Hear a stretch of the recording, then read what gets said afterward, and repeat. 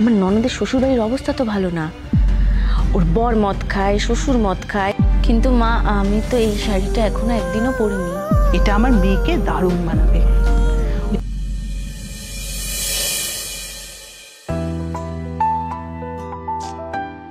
এখনো ওঠেনি। কি গো স্বর্ণ, ওঠো, সকাল হয়ে গেছে, ওঠো, চা এনেছি। স্বর্ণ ওঠো, অফিসে যাবে না? কি মিষ্টি দেখতে লাগছে তোমার। এবার ওঠো। কাছে মা এসে যাবে এখন না।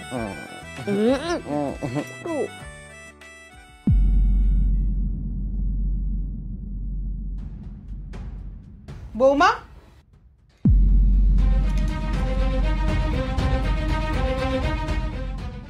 তোমার সাথে কিছু কথা ছিল বৌমা। মা, ঘরে ঢোকার সময় তো একবার নক করবে। বাবা, এখন নিজের ছেলের ঘরে আসবো, সেখানেও নক করে আসতে হবে?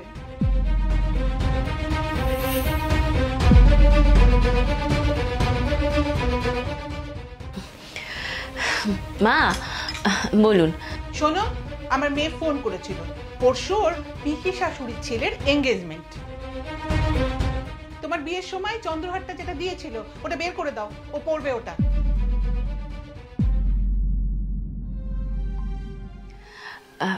মা, আমি বিয়ের সময় যা যা গয়না পেয়েছিলাম, মানে আমার বাপের বাড়ি থেকে আর আপনাদের এই বাড়ি থেকে যা যা গয়না দেওয়া হয়েছিল, সেগুলো তো আপনি আপনার আলমারিতেই তুলে রেখেছেন। ওখান থেকে কিছু একটা পছন্দ করে দিদিকে দিয়ে দিন না। আসলে মা, আমার কাছে তো আর কোনো গয়না নেই, আর ওই চন্দ্রহারটাই আমি এদিক ওদিক সব জায়গায় পড়ে যাই। বাবা, ওই হারটা আমার মেয়ে কি বিচে খেয়ে ফেলবে নাকি? নাকি ও পরলে হারটা ক্ষয়ে যাবে? মা, তোমার কাছে যে গহনাগুলো আছে সেখান থেকে দিদিকে একটা পছন্দ করে দাও না। এই, তুই একদম এদের ব্যাপারে ঢুকবি না তো, তুই এসব বুঝবি না। বৌমা, হারটা বের করে দাও আর আমাকে এক কাপ চা দাও।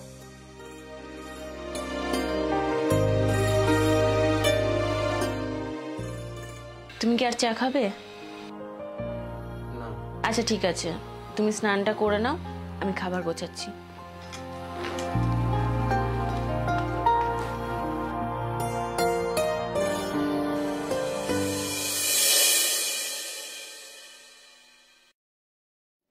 কিরে, কি করছিস তুই?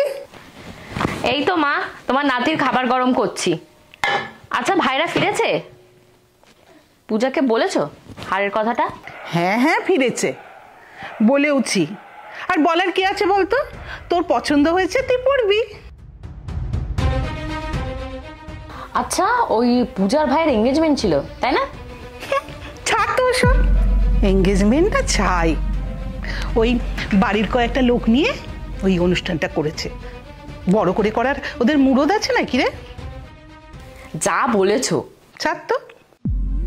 শোন, যে মেয়েটার সাথে বিয়ে হচ্ছে না, সে ওই একই রকম নুন আনতে পান্তা ফুরোয় এমন একটা ফ্যামিলির মেয়ে। আর তাছাড়া বলতো, ওই বাড়িতে কে বিয়ে দেবে? ওই পায়রার খোপের মতন 3টে মাত্র ঘর, আর বাথরুম উঠোন পেরিয়ে তারপরে বাথরুম। ছি ছি ছি বাবা, ছি। আমার ছেলের কপালটাই না পুড়েছে, ওরকম একটা মেয়ের সাথে বিয়ে হলো। আমাদের ঘরে মেয়ে দিয়ে না ওরা বর্তে গেল। এরকম উঁচু বংশ পাবে কোথায় বলতো?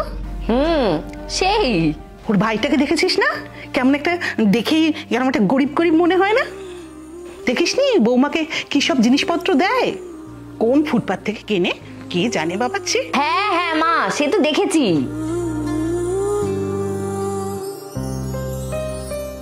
মা, হ্যাঁ হ্যাঁ, তুই রাখ, তোর তো কত কাজ বাবা, সব একা হাতে সামলাস। বৌমাকে একটু শিখিয়ে দিস তো। রাখছি এখন, হ্যাঁ? আচ্ছা আচ্ছা আচ্ছা, ঠিক আছে ঠিক আছে, রাখো। ঠিক আছে ঠিক আছে। আপনার চা। শোনো বৌমা,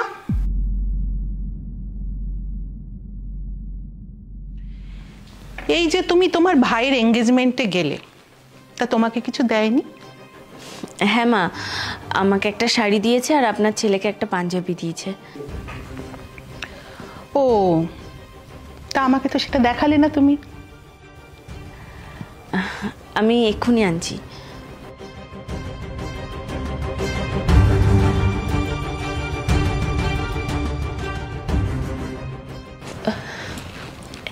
এই যে মা, এই শাড়িটা দিয়েছে ওই বাড়ি থেকে।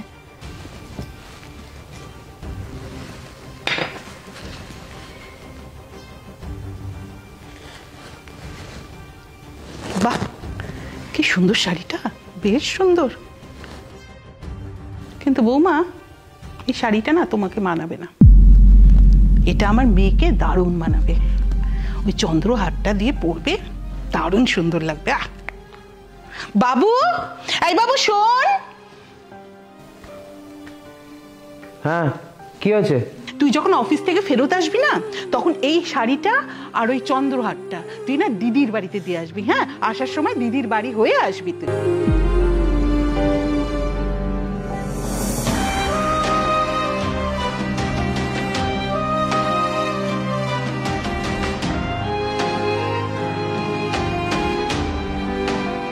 কিন্তু মা, আমি তো এই শাড়িটা এখনো একদিনও পরিনি। তো কি হয়েছে, পরবে, একদিন পরবে। তুমি এখন যাও তো, রান্না করো গিয়ে।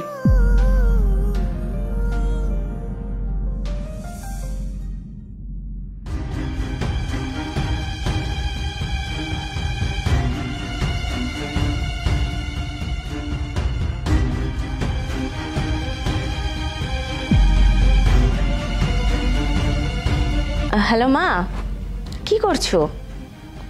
আমি না না, আমি তো বসেই আছি। কে, তোমার জামাই? তোমার জামাই এখনো অফিসে যায়নি, অফিসে যাবে। ও আচ্ছা মা, তোমায় যেটা বলার জন্য ফোন করেছি, বলছি তোমরা কোন ফুটপাথ থেকে জামা কাপড় শপিং করো বলো তো? আমাকে একটু অ্যাড্রেসটা দেবে?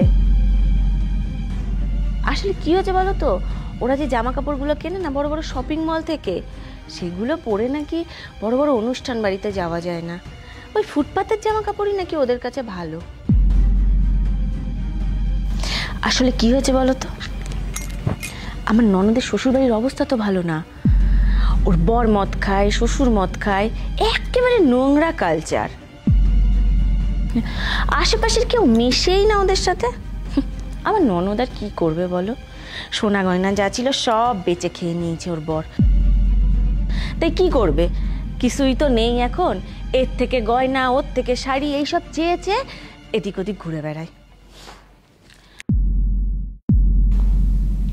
হোয়াট?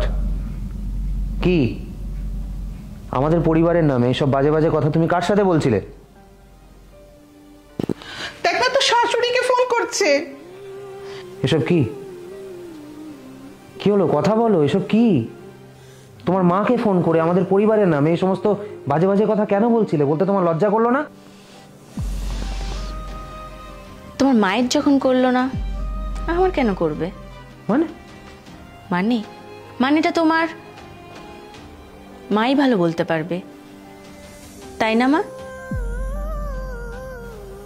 কিছুক্ষণ আগে উনি ওনার মেয়েকে ফোন করে আমার পরিবারের নামে কি কি বাজে কথা বলেছেন, তার সবটাই আমি নিজের কানে শুনেছি। সম্মান পেতে গেলে সম্মান দিতেও হয়। আমার মা অন্যায় করেছে আমি মানছি, কিন্তু আমার মা অন্যায় করেছে বলে তুমিও সেই একই অন্যায় করবে? আমি কাউকে কল করিনি স্বর্ণ, ফোনের কল লিস্টটা চেক করে দেখে নাও।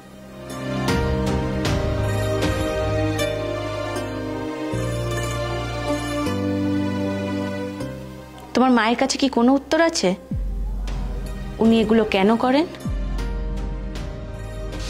মা, এইসব জিনিসপত্রের উপর আমার কোনো লোভ নেই। আমাকে একটু ভালোবাসে, একটু সম্মান দিলেই আমি খুশি। আমি আপনাকে আমার নিজের মায়ের মতো ভালোবাসি, আমার ননদকে আমার নিজের দিদির মতো ভালোবাসি। আর আপনারা কখনো কি আমাকে নিজের মনে করেছেন? যার হাত ধরে এই বাড়িতে এসেছি, শুধু তার ভালোবাসাটাই যথেষ্ট নয়। বিয়ে মানে দুটো পরিবারের মেলবন্ধন। মা, কিছু বলো।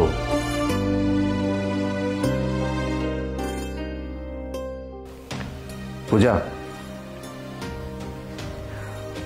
আমার মা তোমার পরিবারের সম্পর্কে কি কি খারাপ কথা বলেছে আমি সত্যিই জানি না, কিন্তু আমার মা যেটা করেছে সেটা সত্যিই অন্যায়, আর তার জন্য আমি সত্যিই লজ্জিত। আমি আমার মায়ের হয়ে তোমার কাছে ক্ষমা চেয়ে নিচ্ছি। চলো স্নান করে খাওয়া দাওয়া করে নেবে। বৌমা, আমি তোমার থেকে বয়সে বড়, বড় হয়ে কি ক্ষমা চাইবো মা? আমি যা করেছি তোমার সাথে সত্যিই খুব অন্যায়।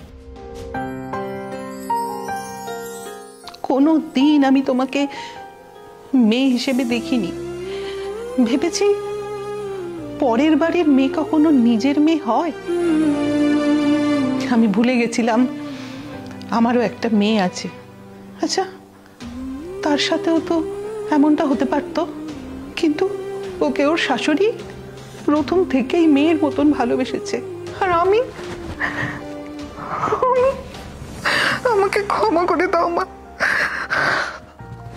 আমাকে তুমি ক্ষমা করে দাও। মা, আপনি আমার থেকে বয়সে অনেক বড়, আপনি প্লিজ আমার কাছে এইভাবে ক্ষমা চাইবেন না, আমার খারাপ লাগছে।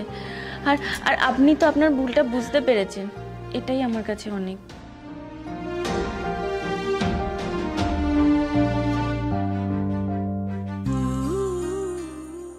এই শাড়িটা তুমি তোমার কাছেই রাখো। আর যে চন্দ্রহারটা বলেছিলাম ওটাও দিতে হবে না। আর বৌমা, তোমার যে গয়নাগুলো আমার কাছে যেগুলো রাখা আছে সেগুলো সব তুমি তোমার কাছে তোমার আলমারিতে রেখো। মা, এই শাড়িটা আর গয়নাটা আপনি দিদিকে পাঠিয়ে দিন। দিদিকে সত্যিই খুব ভালো লাগবে শাড়িটা আর হারটা পরলে। নিন, আর শুনুন, ওকে বলবেন একটা ফটো তুলে সবার আগে আমাকে পাঠাতে, কেমন? আমি যাই, ওকে খাবারটা গুছিয়ে দিয়ে আসি।